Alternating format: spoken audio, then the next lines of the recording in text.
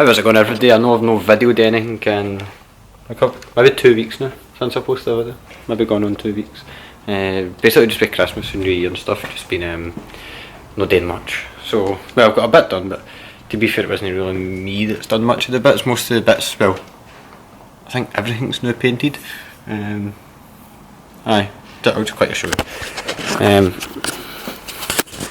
As you can see, I think everything's now painted and loads of the bits are on. Still got the doors and the doors and that are all painted, but it's just the insides to paint grey still, so they're still sitting waiting to get just the insides done. And this side still got the side skirt and that to go on, but obviously that's sitting on the roof.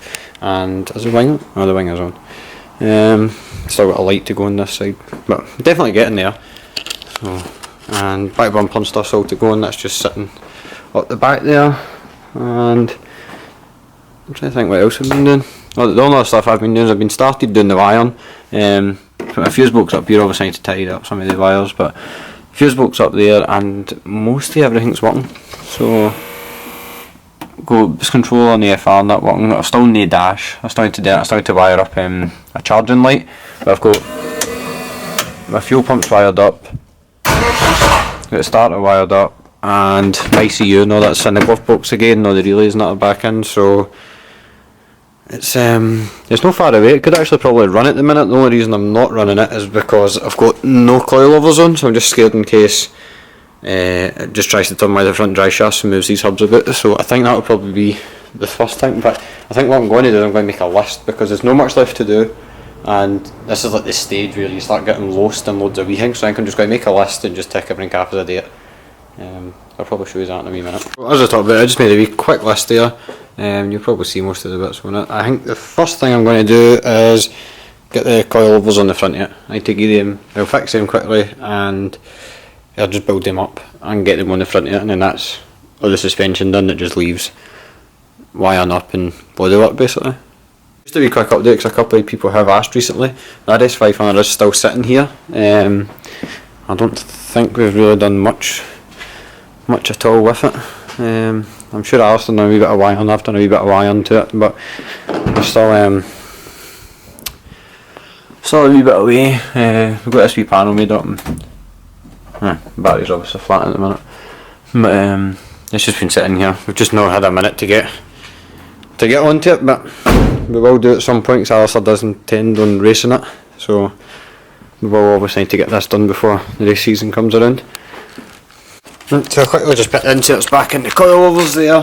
We just had it out checking everything, but I'm just going to put them back in. They don't seem too bad. So, and these are the same coilovers we've always ran. They're no adjustable. They're height adjustable, but they're no like dampen adjustable or anything like that. They're just simple coilovers. They're just group N Bilsteins right there.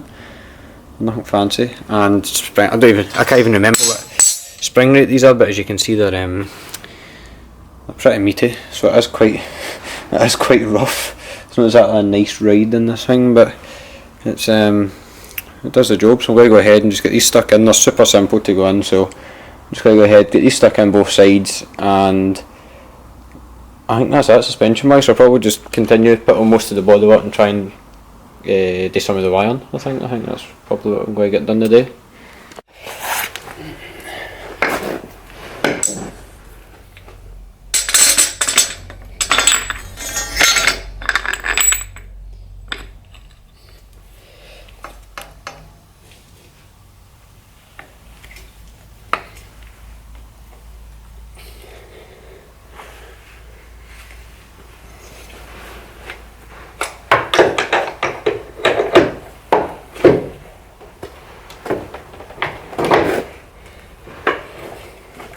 The other good thing with this is we run the motor that low, you don't even need to take anything else off to get the shock out. You can simply just push it in there. Partly because it's low, partly because the springs is tough. You only need to run the short spring, so we can get the shock in without taking anything else off, which is really handy. That's a shock in, so I just need to simply tighten up the bolt in the back of the shock. We also run these drip straps just to stop suspension having its full travel. We just stop it. I don't really know. I don't know if you get a benefit for them or not. I seem to think that you do, and so does Alistair. It lets me, if you ever look at photos of this, in the corners, if we're cornering really hard, it will always have the inside wheel off the ground.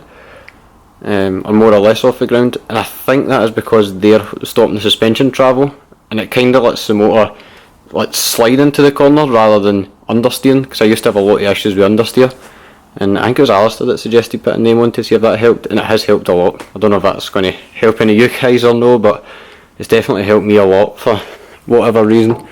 As far as probably the most simple thing in the world, and it's definitely sorted a lot of my understeer issues. So just need to tighten that bolt up, tighten up the top bolt here, and do the exact same on the other side. So I'll probably just go ahead and get that done and then move on to the next bit.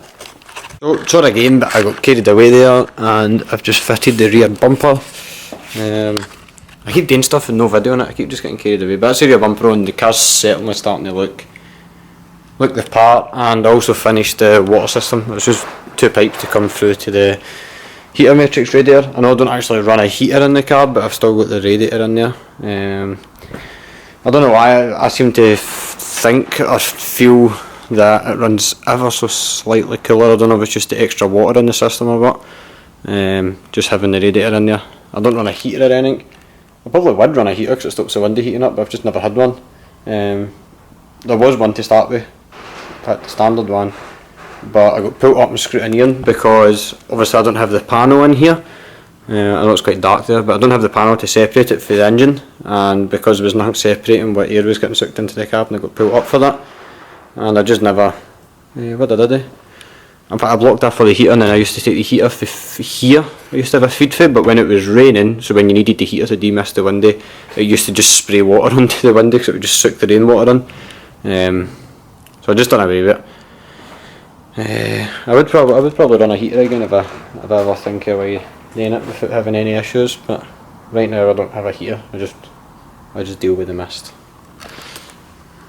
Right, and what I'm doing now is I'm just starting to make up wiring. So this is my charging, what will be my charging loom. It's relatively simple charging loom, so obviously that side goes to the alternator. This has just came out of the car. I've just separated the old loom and I'm using the bits that I need, and all the other bits I don't need are just getting bent. So I'll use this. This obviously just goes to your battery or connection or wherever you're having it, but that is just a constant wire, so it needs to be connected to your battery, and that is for a charging light, that wire. So I'm not sure yet if I'm quite. I fancy the idea of just running my standard dash again, but obviously I've not got a standard fuse box in it, so I need to wire it up. And just if I could have a rev counter, that'd be nice, but I've not had a rev counter for the last couple of years, so I'm not that worried about it. But I just need it for a charging light basically. And I don't want to do away with all the dash on it and just have a charging light in the middle. So I just think that'd look a bit shit. Unless I get like a stack dash or something. But then at that I don't know if I would want a stack dash, because I've got gauges there. So I either need to do away with all my gauges to have a stack dash, because there's no point having two. Aye, basically that's what I need to do. I don't really want to do that. So I think I'll just keep the standard dash. We just need to figure out how to wire it up. Shouldn't be that hard. Other thing I'm doing, this is going to be my loom for fans and front lights. I don't actually need front lights, but it looks cool when it's raining, so that's that. So I've just wired that up to a relay, so that's all ready to go in, and that's for fans. And I'm just going to check these ones, see what ones lights, see what ones, because obviously I've got high beam and a low beam, so whatever. So I just need to figure out what ones what. Wire them up, and that's that. Simple as that. Yeah, I just need to put a relay in there as well, and do the backlights. And I think the only thing to do is wipers and power steering. For wiring wise, I think that's that. It's definitely getting close, definitely making good progress here. So I just figured that out, it didn't actually take long at all. The ones are for the fans obviously, the two of the F's for the lights, and the two yellows are positive for the lights. Obviously I need to put them through a relay and a fuse. That will just connect onto the fuse box and the earth and into the switch. That's for the fans, and that's it. That's the front end wired up basically. It's as simple as that. So quite happy with that, but I'll probably pick back up tomorrow and finish this video off because I need to go somewhere now. So tomorrow I should hopefully be the other side's got all that on, that wiring and lights and that working. Maybe no rear, but definitely front. Probably rear, I'll just wire it all up. Maybe brake lights as well. That just leaves power steering to wire up, and wipers, and that's about it. Just put the rest of the panels on really, and put some oil on it and get it running. That's about it.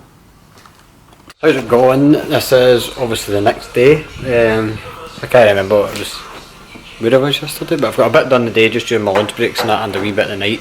I've no videoed in it because it's all been wiring, so it's just a bit, it's just bone. There's no other way to put that really. But I'm almost there. I'll quickly show you where I'm at. The only other thing I got done was I put the other sill cover on. I'll show you that.